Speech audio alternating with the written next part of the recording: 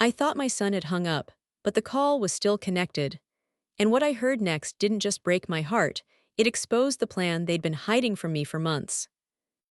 I truly believed the call was over.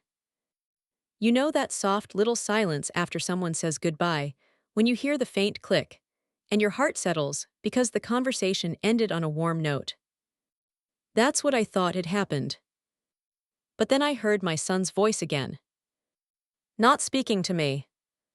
Speaking to someone else. And what he said in the next few seconds cracked something inside me that I didn't even know could break. It was a quiet Tuesday evening in March. The kind of evening that feels gentle, like the world is giving you permission to breathe. I had finished dinner alone, sitting at my kitchen table with the same floral tablecloth I'd had for years. The one used to spill juice on when he was little, the one I kept because, I don't know, because mothers don't throw away memories. We fold them up neatly and keep them close. My house was quiet, as it always was now. No school bags by the door. No basketball shoes kicked off in the hallway. Just me, a cup of tea, and the soft hum of the refrigerator. Then the phone rang. 7:30 sharp. And when I saw on the caller ID, I smiled without thinking. Because no matter how old your child gets, a mother's heart still responds like he's 8 years old and calling to tell you he made it home safely. I picked up on the second ring. Hi, sweetheart. Hey, Mom, said, and his voice sounded tired, warm but tired. He was calling from a business conference in Dallas. A big one, he had told me, important people, networking, a chance to impress the right clients. I was proud of him. I always had been. We talked the way we always did, easy, familiar. He asked about my day. If I'd seen the neighbors. If my knees were giving me trouble. If I'd eaten properly. That last one made me laugh because he used to be the picky eater, not me. He even asked, "Do you need anything from Dallas? I can bring something back." And my heart swelled so fast, it almost hurt. Because after everything, after raising him alone, after working double shifts, after spending so many nights staring at the ceiling wondering if I was doing enough. Moments like these felt like proof. Proof that it had been worth it. Proof that I hadn't failed. I leaned back in my chair, holding the phone close, soaking up the simple kindness in his voice like sunlight. We talked for nearly 20 minutes. He told me the hotel was nice, but the meetings were exhausting. That he missed home. That was with him too, and they were planning to turn the trip into a little vacation after the conference ended. I remember smiling even then, thinking good, they deserve something nice. I even told him, make sure you rest, don't work yourself to the bone. Chuckled softly. I know I will. Then his tone shifted into something tender. Love you, Mom. I love you too, sweetheart, always. Talk tomorrow.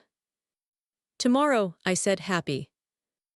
And then I heard what sounded like his phone being set down on a table. A soft thud. The kind of sound you don't even notice, unless your mind is already still. I waited for the call to disconnect. But it didn't. At first, I thought maybe my phone was slow to end. Sometimes the old lines in my neighborhood did that, or maybe my hearing aid was picking up some faint echo. So I held the phone for a second longer. And that's when I heard something that made my hand freeze above the red button. A woman's voice. Not a stranger. Not a hotel clerk. Not a... It was. Clear as day. I'm telling you, she said, her voice low, almost annoyed. Did you tell her about the assisted living idea yet? My stomach dropped so hard it felt like I'd missed a step on the stairs. Assisted living. My mind immediately rejected the words, like they didn't belong in my life, like someone had said them by mistake. Assisted living was for people who couldn't take care of themselves. Assisted living was for people who needed nurses and supervision, and someone to remind them to take their pills. Assisted living was. Not me. I was 68. I drove. I cooked. I paid my bills. I gardened. I ran my own life the way I always had. So why was my daughter-in-law saying that? And then came's voice. The voice of the son I had fed with peanut butter sandwiches so he could eat, even when I couldn't afford lunch for myself. The son I worked overtime for. The son whose graduation gown I had held in my hands while crying proud tears. He sounded different now. Not tired. Not warm. Businesslike. Not yet, he said. She'd fight it hard. I held my breath. Then he spoke again, and the sentence that followed made my heart go cold. But with our credit cards completely maxed out, we need that house money fast. For a moment, I didn't understand what he meant. The words went through my ears, but my brain refused to assemble them. House money. My house. My fingers tightened around the phone. My throat went dry. And then replied, like she was discussing a used car they planned to trade in. Your mom's place has got to be worth $750 easily in this market, she said. That pays off everything, and it gives us a fresh start. $750. $750,000. She said it so casually, like it was already theirs. Like my home was a piggy bank waiting to be smashed open. My home. The one where took his first steps. The one where I taped his drawings to the fridge. The one where I stayed up all night when he had the flu because I was too scared to sleep. The one where I stood in the hallway crying quietly after his father left because I didn't want to hear me. They were talking about it like it was just a number. Just a solution. Just an asset to liquidate. I felt my pulse pounding in my ears. My entire body went rigid. And then spoke again. Softly. And those next words. Those words turned my blood into ice. I know, he said, but she's my mother. For a split second, hope flickered inside me. Like a tiny candle in a storm. He sounded hesitant. Like maybe he still had a conscience. But then's voice sliced through him like a blade. She snapped, she's becoming dead weight. We can't afford to support her anymore. Face reality. Dead weight. That was the word she used. Dead weight. Like I was some heavy object dragging them down. Like I was a burden. Like I wasn't a person. And then said the thing that broke me in half. He didn't defend me. He didn't say, don't talk about my mother that way. He didn't say, she sacrificed everything for me. He didn't say, that's cruel. He just exhaled. And said, you're right. I swear to you, it felt like the air left my lungs. It felt like the walls of my kitchen tilted slightly, like the whole room couldn't hold itself steady anymore. My son agreed. My son agreed. Softened her tone like she was comforting a child. She'll be safer in professional care anyway, she said. And you'll finally be debt-free. Stop feeling guilty. Debt-free. They weren't talking about my safety. They weren't talking about my happiness. They were talking about their debt. Their bills. Their fresh start. And then spoke again, and I felt my soul pull away from my body like it didn't want to hear this part. I'll handle researching the facilities, said. And replied. Good, you work on convincing her. She trusts me completely. Then he said the sentence that made my hands start to shake uncontrollably. I can make her think it's her idea. I didn't even realize I was crying until I tasted salt on my lips. My phone slipped in my hand. The screen blurred. My fingers were trembling so badly, I couldn't even press the end call button. I just sat there in the silence of my kitchen, listening to the voices of two people who were calmly planning to dismantle my life. They weren't whispering like criminals. They weren't arguing like guilty people. They were organizing, scheduling, strategizing, like they'd already done it in their minds. Like my home was already sold. Like I was already packed away somewhere, out of sight, out of the way. Like I had already stopped being and become a problem to remove. My stomach churned. My chest hurt. And I remember this thought rising in my mind like a scream. They have no idea what they just did. Because in that moment, sitting alone in the same house where I had given everything, I realized something that shocked even me. I wasn't just heartbroken. I wasn't just betrayed. I was awake. And they had just handed me the truth on a silver platter. Thought he was clever. Thought she was in control. They thought they were dealing with a helpless old woman who would smile politely and follow whatever plan they fed her. But as I sat there staring at my phone, I knew something they didn't. I knew I wasn't helpless. I wasn't weak. And I wasn't dead weight.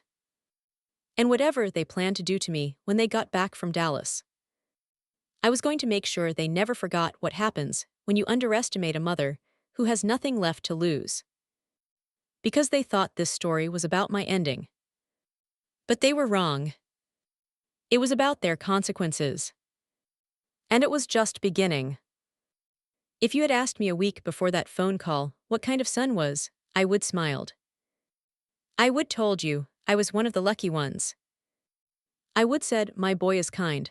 He calls me every day, he's successful, he never forgets his mother. And I would meant every word. Because for most of his life wasn't just my son. He was my whole world. My reason to keep going. My proof that heartbreak didn't have to be the end of a woman's story. I became a single mother when was just 8 years old. 8. Still small enough to fall asleep in the backseat of the car. Still young enough to think every problem could be solved if mommy just hugged him tight enough. His father left us. No warning. No long talk. No quiet, we're not happy anymore. One day he was there, and the next day there was an empty closet and a note on the kitchen counter. I still remember standing in the doorway, rubbing his eyes, asking, "When is Daddy coming back?" And I remember forcing my lips into a smile while my heart cracked open. "Soon, honey," I said. But I knew the truth. And I knew I couldn't fall apart. Because if I fell apart, had nobody. I worked as a bank teller back then. It was steady work, but it wasn't enough. Not for rent. Not for school supplies. Not for doctor visits. Not for food. So I did what women like me have always done. I worked harder. I took a second job cleaning offices at night. While other mothers were putting their kids to bed and reading bedtime stories, I was emptying trash bins and vacuuming carpets under fluorescent lights. And I hated it. Not because the work was beneath me, but because it stole time I could spend with my son. There were nights I came home after midnight and found asleep on the couch because he had stayed up waiting for me. His little face would be smushed into the cushion, his arms wrapped around a pillow like it was me. Sometimes he'd wake up, blinking and whisper, "Mom." And I'd kneel beside him, kiss his forehead and say, "I'm here, sweetheart, I'm home." I didn't tell him I had cried in the car before walking in. I didn't tell him my feet ached so badly I felt like screaming. I didn't tell him I was terrified all the time. I just told him, "I'm here." Because that was my job. To be here. No matter what. My days became a routine of survival. I woke up at 5 to pack his lunch, always something small but thoughtful. A note in the bag, a silly little drawing, anything to remind him he wasn't alone. Then I drove him to school, worked at the bank all day, picked him up from after-school care, helped with homework, cooked dinner, and then went back out again to clean offices until midnight. It was exhausting. Soul-deep exhausting. But every time came home with a good grade, or a soccer trophy, or a proud smiles, I felt like I could do it forever. Because he was worth it. When got older, he started dreaming bigger. He wanted what other kids had. Private school. Nice clothes. The new sneakers. Trips. The kind of life I couldn't give him without destroying myself. But I couldn't bear to tell him no. Not when he had already lost his father. Not when I was all he had left. So I worked overtime every weekend for 4 years.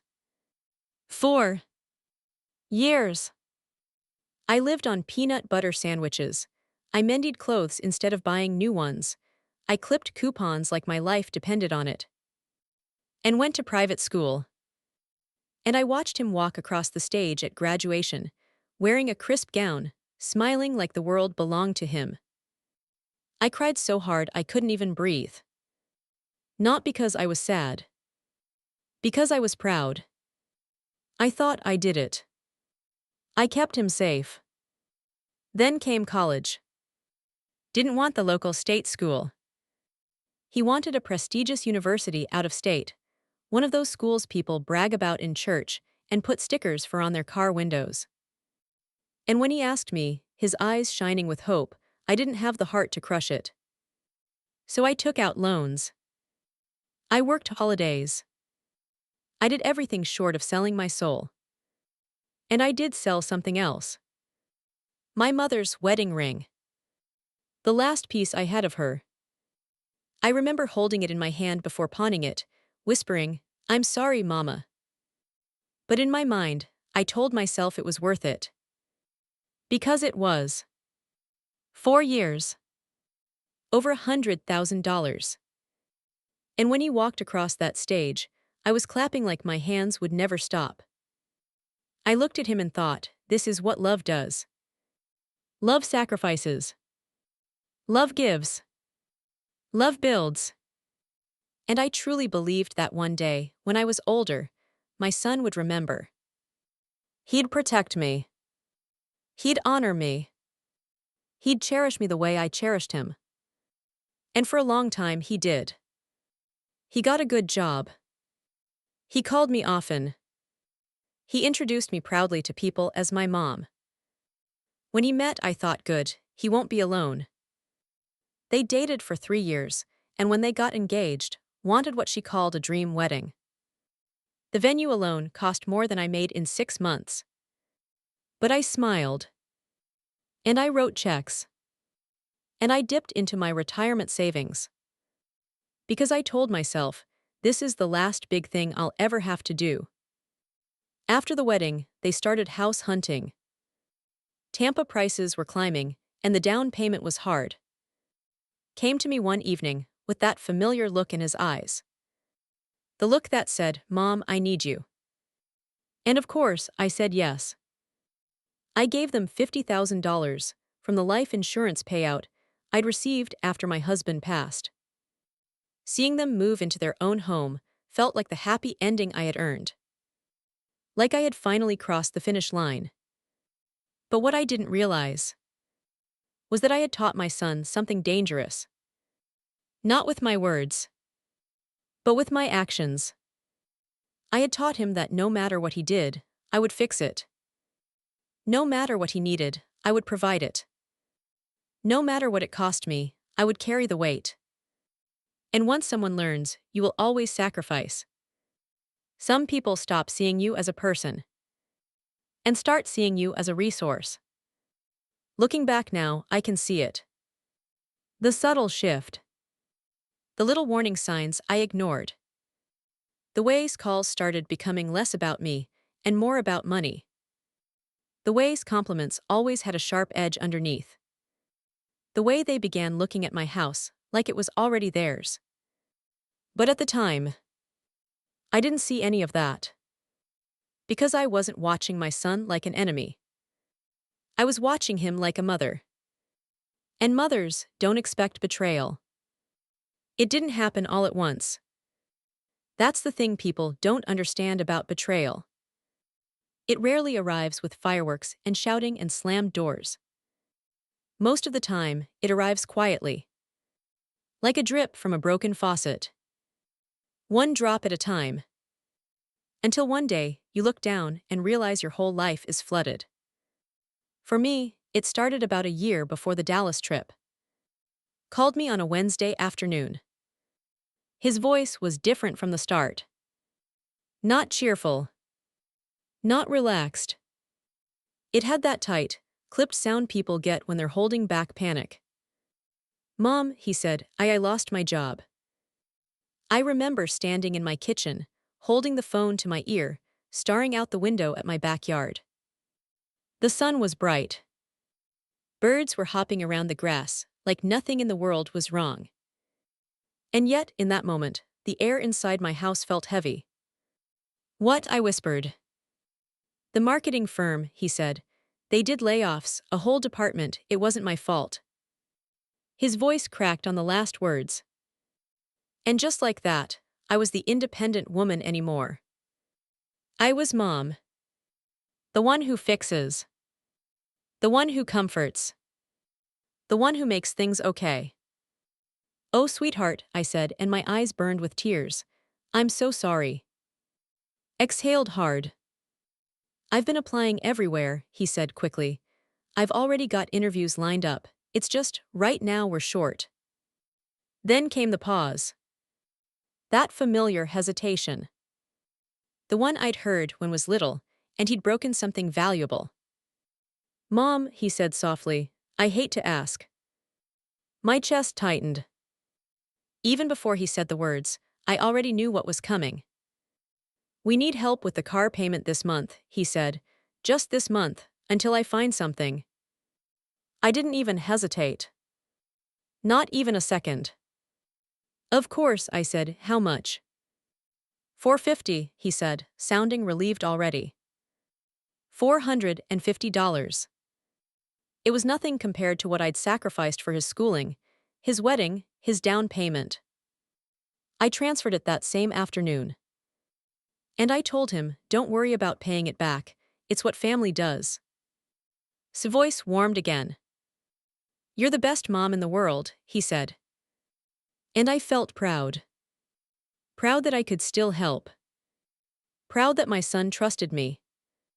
Proud that even though life had knocked him down, I could be the soft place he landed. That's the danger of a mother's love. We mistake being needed for being loved. 1 month turned into 2. Then 3. Then 4. Kept saying interviews didn't work out. That the job market was brutal. That he was trying. And I believed him. Why wouldn't I? He was my son. But the requests didn't stop. They grew. And they changed. The second month, it was the car payment again. The third month, it was utilities. The fourth month, it was groceries. "Mom," would say, sounding ashamed, "I feel awful asking again." And I would say the same thing every time. "It's okay, sweetheart, I can help." Then started coming into the conversations. Not directly at first. Just little comments in the background. "Tell your mom thank you," she'd say, but her tone didn't sound grateful. It sounded expectant. Like she was acknowledging a transaction. Not generosity. Then one day called and said, "Mom, hours got cut. Her job is unstable right now." I asked, "Is she okay?" "She's fine," he said quickly, "but it means we're short again." Again. Always again. I began sending money, without even thinking about it. Car insurance. Phone bill. A medical copay. A small emergency. And every time I transferred it, I told myself the same comforting lie. It's temporary. He'll get back on his feet. He just needs a little help. But here's what I noticed after months passed. Didn't sound grateful anymore. He sounded normal. Like it was no longer a big deal for him to ask. Like he didn't even feel ashamed. One evening he called and said casually, "Can you cover the electric bill? It's higher than usual." No apology. No, I hate asking. Just expectation. As if he were asking me to pick up milk at the store. Something in my stomach twisted. But I still said yes. Because saying no felt like failing him. It felt like abandoning him, the way his father had. And I swore I'd never do that. Then something else began to change. His calls stopped being about my life. He used to ask me about church, about my garden, about my neighbor Ruth. He used to laugh and tell me stories. Now his calls became short, tense, purposeful. Like he had a checklist. And that checklist always led back to money. But not just his money. Mine. He started asking questions that sounded sweet on the surface, but felt strange under my skin. "Mom, are you doing okay with your bills?" he'd ask. "Are you managing fine? That house is expensive to maintain, isn't it?" And at first, I thought it was care. I thought he was being responsible. But then the questions got more specific. "Property taxes must be high," he said once. "How much are they now?" I laughed nervously and said, "I manage." Then another time he asked, "How much is your homeowner's insurance?" That one made me blink. "Why?" I asked. He chuckled lightly. "Just curious, I worry about you." Worried. That word sounded protective. But the way he said it felt different. It felt like he was examining my life, not checking on it. Became bolder too. Whenever they visited, she'd walk around my house like she was touring it. "Oh my God," she'd say, looking at the high ceilings. "This place is huge." Then she'd laugh like she was joking. "You're rattling around in here like a marble in a jar." And I would laugh politely, even though something about that comparison bothered me. Then she'd say things like, "It must be so hard to keep up with all this." Or, "You could live somewhere so much easier." Or, "Imagine how nice it would be if you didn't have to deal with yard work and maintenance." Always said in a sweet voice. But always said with a message underneath. "This house is too much for you. You shouldn't be here. You should move." At first, I brushed it off. Because who wants to believe their own family is laying groundwork for something? But then there was the night Ruth Martinez asked me something I didn't expect. It was after had called asking for help with another expense. I had mentioned it casually while Ruth and I were watering the plants near the fence. Ruth stopped mid-motion, her eyes narrowing slightly. She said slowly, "How much are you giving them every month?" I blinked. "I don't know," I said honestly. "Not much, just little things." Ruth gave me a look. A look that wasn't judgment. It was concern. "The little things add up," she said quietly. And that night, I sat at my kitchen table with a calculator. I pulled out my bank statements. And for the first time, I did something I hadn't done in months. I added up the numbers. Car payments. Utilities. Groceries. Insurance. Emergency transfers. And when I saw the total, I felt my mouth go dry. It wasn't small. It wasn't temporary. It was thousands. It was enough to cover a whole household. My household. And theirs. I sat there staring at the math like it was written in a foreign language. Because the truth hit me hard and fast. And weren't struggling. They were living on my money. And while I had been cutting coupons and living modestly out of habit, they were planning a trip to Dallas. And talking about nice hotels and restaurants. Paid for by the same help I had given them. That was the first time I felt something shift inside me. A quiet, unsettling realization. A question. Not loud enough to say out loud yet, but loud enough to shake me. Was I being used? I didn't want to believe it. I couldn't believe it. But once the thought is planted, it doesn't stop growing. And that was the week, announced the Dallas conference. 10 days away. Joining him. A little vacation extension. I smiled and told him to enjoy it. I even offered to help with his flight. Because I still thought I was supporting my son. I still thought he was grateful. I still thought he loved me. I had no idea that while I was sitting there worrying about their bills, they were sitting in Dallas planning to take everything I had left. And the worst part, they thought I would thank them for it. After that phone call, I didn't sleep. I do mean I slept badly. I don't mean I tossed and turned. I mean I didn't sleep at all. I lay in my bed with my eyes open, staring at the ceiling fan as it spun in slow circles, and every time it clicked, the same words replayed in my head like a cruel song I couldn't shut off. Dead weight. House money. She trusts me completely. I can make her think it's her idea. I kept hearing his voice, calm and certain, like he was talking about moving furniture or changing phone plans, not uprooting his mother's life and selling her home like an old piece of property. Over and over, my brain tried to fix it. Tried to justify it. Tried to say, maybe he didn't mean it. Maybe pushed him. Maybe he was just stressed. But no matter how hard I tried, I couldn't it. He hadn't defended me. He hadn't argued. He hadn't said, that's my mother. He had agreed.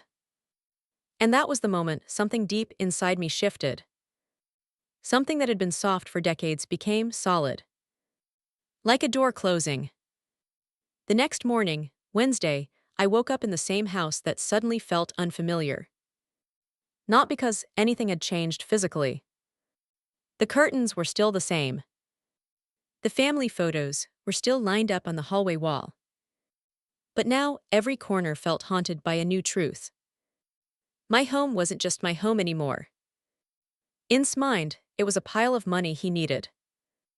I walked through the living room and stopped in front of the photo of as a little boy. He was missing his front teeth, smiling wide, holding a soccer ball like he was the happiest child in the world. I reached up and touched the glass. How did you become this? I whispered. My voice sounded strange in the empty room. Like someone else. I made coffee, but it tasted bitter. I tried to eat toast, but my stomach refused. All day, my mind kept doing something cruel. It kept connecting dots.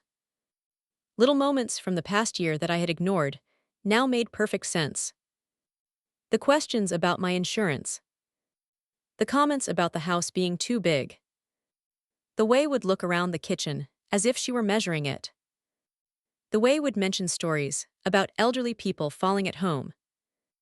The way he had suddenly started talking about planning for the future. It hadn't been love.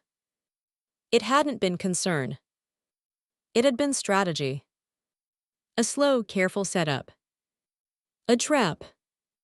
And I was the bait. By that afternoon, I felt sick. Not just emotionally. Physically. My hands were trembling. My chest was tight. And I realized with a rush of panic that if I didn't talk to someone, I was going to drown in this alone. So Thursday morning, I called Ruth Martinez. Ruth had lived next door for 15 years. She was the kind of neighbor who brought soup when you were sick and refused to leave until you took a second bowl. She was warm, blunt, and smart. The kind of woman who didn't flinch at hard truths. When she answered, I heard the concern immediately. Are you all right? I tried to speak, but my throat closed. Ruth, I whispered, can you come over? I need to talk. She didn't ask questions. She just said, "I'll be there in 10 minutes."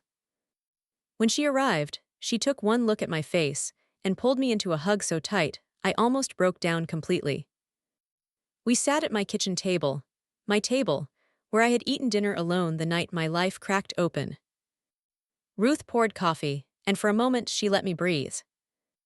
Then she leaned forward. "Tell me." So I told her everything. The phone call. The overheard conversation. The assisted living idea. The house money. Dead weight. Every detail. And as I spoke, I watched Ruth's face change. Her jaw tightened. Her eyes darkened. Her mouth pressed into a hard line, like she was trying not to curse. When I finished, I expected her to say something comforting. Something like, "Maybe it's a misunderstanding." Or "They didn't mean it." But Ruth didn't soften it. She didn't sugarcoat it. She looked me in the eyes and said something that snapped everything into focus. "That's financial abuse." The words hit me like a slap. Financial abuse. I had heard about it on the news sometimes. Elderly people taken advantage of by scammers, by distant relatives, by strangers. But not by a son. Not by the boy I raised. Not by the child whose scraped knees I kissed. I stared at Ruth, stunned. She continued, her voice firm. "It starts with guilt," she said. "Then it becomes entitlement. Then it becomes control. They're not worried about you, they're positioning themselves to take your assets." My stomach turned. "Ruth," I whispered, "he's my son." Ruth didn't blink. "And you're his mother," she said, leaning closer. "And mothers deserve respect, not manipulation." That was the moment my tears stopped. Because Ruth was right. The pain in my chest wasn't just heartbreak. It was humiliation. I had been so proud of. I had bragged about him at church. I had defended him when others questioned why he still needed so much help. And all this time, he was planning to discard me like garbage. I looked down at my hands on the table. They looked old. My skin was thinner than it used to be. My fingers were knobby from years of work. But those hands had built a life. Those hands had raised a boy. Those hands had earned every dollar thought he could take. And suddenly, something rose inside me that wasn't sadness. It was anger. Pure and sharp. The kind of anger that doesn't make you scream. The kind that makes you quiet. Focused. Dangerous. Ruth watched me carefully. "What are you going to do?" she asked softly. I didn't answer right away. Because the truth was, I didn't know yet. And would be back in less than a week. They were expecting to return to their normal routine and begin their little campaign of concern. They were going to act loving. They were going to act worried. They were going to plant ideas in my mind like weeds. And because I trusted, I might have fallen for it. That was the part that sickened me the most. Not just that they wanted my home, but that wanted to use my love as the weapon to take it. He wasn't going to force me. He was going to convince me. He was going to make me believe it was my decision. He was going to smile at me, kiss my cheek, and steer me into a cage. That was evil. Quiet evil. The kind that hides under good intentions. I took a deep breath. Then I looked Ruth in the eyes and said the sentence that shocked even me. "I'm going to protect myself." Ruth nodded slowly, satisfied. "Good," she said, "because they won't." I leaned back in my chair, and suddenly, I remembered something my late husband used to say. Being kind doesn't mean being a doormat. People will treat you exactly as well as you insist they do. I had forgotten that. Somewhere along the years, I had confused love with sacrifice. I had mistaken motherhood for endless giving. But now I understood the difference. Love is freely given. Exploitation is taken. And had been taking from me for too long. That Thursday afternoon, Ruth and I talked for hours. We talked about legal protections. We talked about setting boundaries. We talked about changing my will. We talked about the house. And by the time the sun started going down, I felt something I hadn't felt since that phone call. Not peace. Not yet. But power. Because I finally understood something important. Didn't know everything about me. He thought I was struggling. He thought I was weak. He thought I was trapped. But he didn't know the full truth about my finances. He didn't know what I had saved. And most of all, he didn't know what I was capable of. That night, after Ruth left, I stood in the middle of my living room and looked around. This house wasn't just wood and walls. It was my history. My work. My sacrifices. And I made a decision right there, standing under the soft yellow light of the lamp. If wanted my home. If wanted my money. If they wanted to treat me like dead weight. Then they were about to learn something the hard way. Dead weight doesn't fight back. But I wasn't dead weight. I was. And I had raised a son by myself. Which meant I had already done the hardest thing in the world. So whatever was coming next, I would handle it. And I would do it on my terms. By Friday morning, my grief had turned into something else. Something sharper. Something clearer. Like the fog had finally lifted, and I could see the road ahead. And we're still in Dallas. They thought they had time. They thought I was sitting here alone, shaken, helpless, waiting for them to come home and handle me. They thought wrong. Because I had something they didn't realize. I had 5 days. And those 5 days were going to change everything. I woke up before sunrise, not because I had to, but because my body refused to stay still. I sat at the edge of my bed and listened to the quiet of my house. Normally, that quiet would felt peaceful. But now it felt like a warning. Like a countdown. I walked into my kitchen and made coffee, but this time I didn't sit and sip slowly like I used to. I stood at the counter, staring out the window, and I asked myself one simple question. What do I actually want? Not what wanted. Not what wanted. Not what society says older women should want. What did I want? And the answer came so fast, it almost made me laugh. I wanted my dignity. I wanted my control. And I wanted to stop being used like an open wallet with a heartbeat. But wanting something isn't enough. You need a plan. And I knew exactly where to start. With the one thing they were already counting in their minds like it belonged to them. My house. That same morning, I called Thomas, a real estate attorney whose office I'd passed 100 times driving through downtown Tampa. I didn't know him. I wasn't referred by anyone. But I liked the fact that his building was plain, professional, and quiet. No flashy signs. No drama. Just law.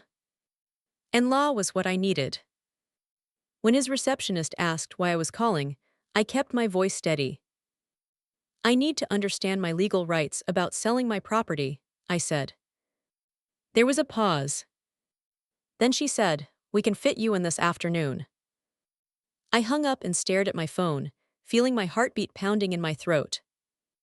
Part of me whispered, what are you doing? Another part of me, louder and colder, replied, I'm surviving. At 3 o'clock, I sat in Thomas' office with my hands folded in my lap. He was a neat man in his 50s with kind eyes and a voice that sounded like he didn't waste time. He asked for my name. I told him. He asked what I needed. I took a breath and said, My son is trying to pressure me into assisted living so he can sell my house. Thomas didn't look surprised. That alone told me something painful. This wasn't rare. It happened enough that he could hear it without blinking. He asked me if my name was the only one on the deed. It is, I said quickly. No mortgage, no joint ownership, it's all mine. Thomas nodded. Then legally, Mrs., you have full authority, he said. You can sell your home at any time. No one needs to approve it. No one needs to sign, it's your choice. Something loosened in my chest. My whole body had been bracing for someone to tell me there was a catch. That could claim something. That had rights. That I was trapped. But I was. Thomas continued, if you're worried about someone coercing you or trying to claim you're not competent to make decisions, I'd recommend you act quickly and document everything. Act quickly, I repeated, my voice almost a whisper. He leaned back. How quickly are you thinking? I swallowed. How fast can a sale be completed? Thomas looked thoughtful. In normal circumstances, a month or more, he said. But if you choose a cash buyer, clear title, no inspection delays, it can happen in a week. Rare but possible. A week? And we're coming home in less than that. I felt a strange rush in my stomach. Like fear and excitement mixed together. Thomas handed me a sheet of paper. Here are reputable cash buyers in the area, he said. You should only work with companies with strong reviews, and you should not tell anyone until the sale is complete. I left his office gripping that paper like it was a lifeline. Because it was. On the drive home, my hands were shaking on the steering wheel. I kept thinking, this is real. I'm really going to do this. But every time my doubt tried to creep in, I heard his voice again. She's becoming dead weight. And the doubt turned into steel. That evening, I made the first call. A company called Pinnacle Property Investors. The man who answered sounded confident and smooth. Mrs., we specialize in quick closings, he said. We can send someone tomorrow to evaluate. Tomorrow? That was my new pace. No hesitation. No time to second guess. Because hesitation is where manipulation begins. Saturday morning, their appraiser walked through my home. He was polite, professional, and efficient, taking photos, measuring rooms, writing notes. He didn't ask emotional questions. He didn't care about memories. And that was perfect. Because I couldn't afford to get sentimental. Not yet. While he worked, I walked through my own home behind him. And I saw it the way he saw it. Not as a mother's sanctuary, but as an asset. A numbers. An escape hatch. And it hurt, but it also fueled me. By Saturday evening, Pinnacle called back with their offer.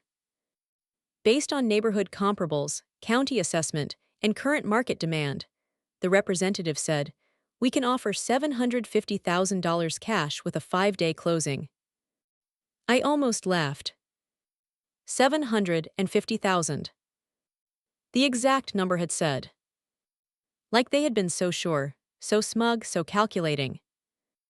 And now that same number was in my hands. But not theirs. Mine. I told the representative, send me the contract. And after I hung up, I sat at my kitchen table and stared at the ceiling. Because now the plan was no longer an idea. It was action. Sunday morning, I signed the contract. I signed my name slowly, carefully. A name that still meant something. A name that wasn't dead weight. Then I did the next thing Thomas warned me to do. I opened a new bank account. At a different branch. One had never been to. One he wouldn't recognize. And when the banker asked why I wanted a new account, I smiled politely. I'm reorganizing my finances, I said. Which was true. Just not the whole truth. Monday, I started packing. Not everything, just what mattered. Photo albums, my mother's china, a few pieces of jewelry, clothes, important documents, things that couldn't be replaced, things that belonged to me, not the house. Each time I placed something into a box, I felt my mind growing clearer.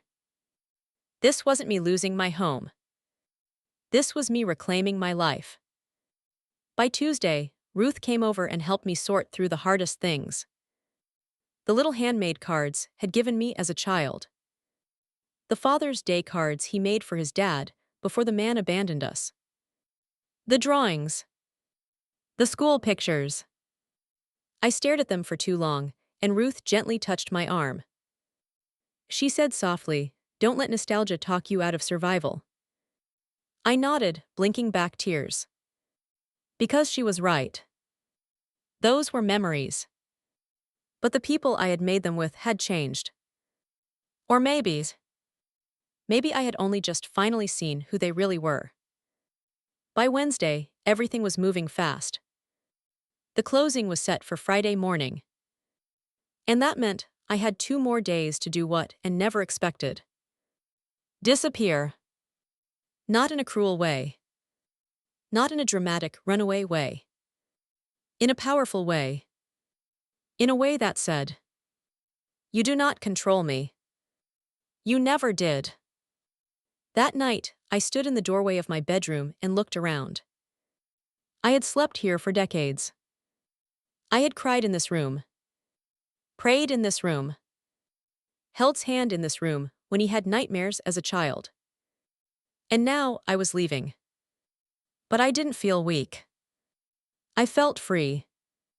Because and thought the next 5 days belonged to them. They thought the next 5 days were the start of their plan.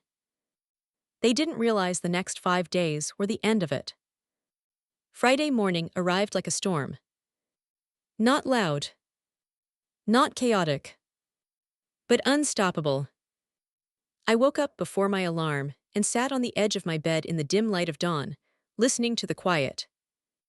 This was my last morning in the house I had lived in for most of my adult life. The house where I raised my son. The house and were counting on like it was already theirs. And yet I felt calm. Not because it didn't hurt. It did. It hurt in a deep, aching way. But I had learned something important that week. Pain can break you. Or it can sharpen you. And I was done being soft for people who only saw me as a solution to their problems. I dressed carefully, as if I were preparing for church. Not because anyone would see me, but because I needed to remind myself who I was. I wasn't a helpless old woman sitting in fear. I was a woman who had raised a child alone. A woman who had survived abandonment, exhaustion, heartbreak, and years of struggle. A woman who had earned every brick in this house. And I was about to walk out on my own terms. At 10 o'clock, Ruth drove with me to Thomas' office. She didn't talk much on the way. She didn't need to. Her presence was enough. It's strange how betrayal reveals your real family. Sometimes it's not the people who share your blood. It's the people who stand beside you when the truth finally comes out. The closing took less than an hour. I sat at a long conference table, signing papers one after another. My hand didn't shake. My voice didn't falter. Each signature felt like a door slamming shut on the version of my life where controlled me with guilt. When it was done, the representative from Pinnacle slid the final paperwork toward me and said, "Congratulations, Mrs. The sale is complete." Complete. The word echoed in my head. The attorney handed me the cashier's check for the net proceeds. $735,000 after closing costs. Not a promise. Not an estimate. A real number. Real security. Mine. When I deposited it into my new bank account that afternoon, something inside me finally unclenched. For the first time in over a year, I wasn't carrying someone else's crisis on my back. I wasn't waiting for the next phone call asking for help. I wasn't budgeting around and needs. I was free. That afternoon, Ruth helped me load the last of my essentials into her car. The sun was bright, and it almost felt wrong that the world looked so normal when my life had changed so completely. We drove to Sunset Manor, an independent senior apartment community tucked behind rows of trees and flower beds. It wasn't fancy, but it was clean, quiet, safe. The manager greeted me warmly and handed me the keys. "Welcome home, Mrs.," she said. Home. That word used to mean my old house. But as I stepped into the small one-bedroom apartment, bright windows, fresh paint, a little kitchen with a view of the garden, I felt something unexpected. Peace. Not the kind of peace that comes from pretending everything is fine. The kind that comes from knowing you protected yourself. I unpacked slowly, put my photo albums on the shelf, placed my mother's china carefully in the cabinet, hung one framed picture of as a child on the wall. Not because I forgave him, but because I refused to let his betrayal erase my past. I was still his mother, and I still had a heart. I just wasn't going to let anyone use it against me again. By Friday evening, there was one final step. One last thread to cut. One last message to leave behind. I called a locksmith. He met me at my old house at sunset. As he replaced every lock, front door, back door, garage, the sound of metal clicking into place felt like closure. Each new lock was a boundary. A statement.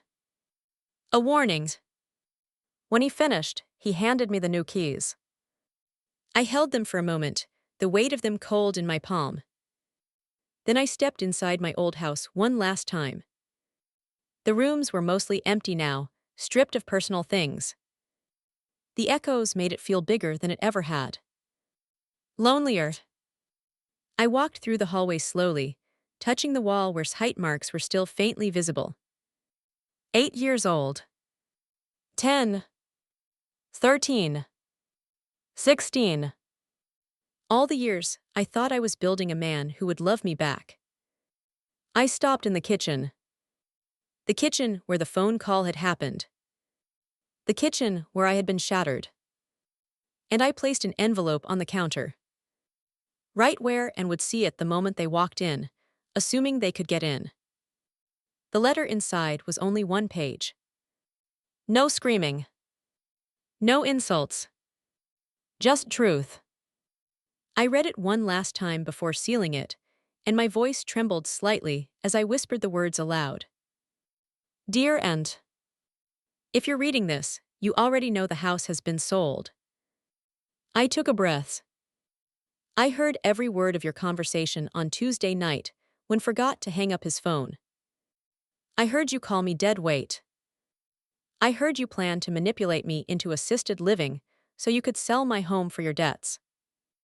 My eyes blurred, but I kept reading. The house sold for exactly what you calculated, $750,000. That money is now safe, and it will stay with me. I swallowed hard. I have moved somewhere I am appreciated, not treated like a burden to be managed. Then I wrote the line I knew would haunt them. You thought I was helpless. You were wrong about everything. I signed it simply.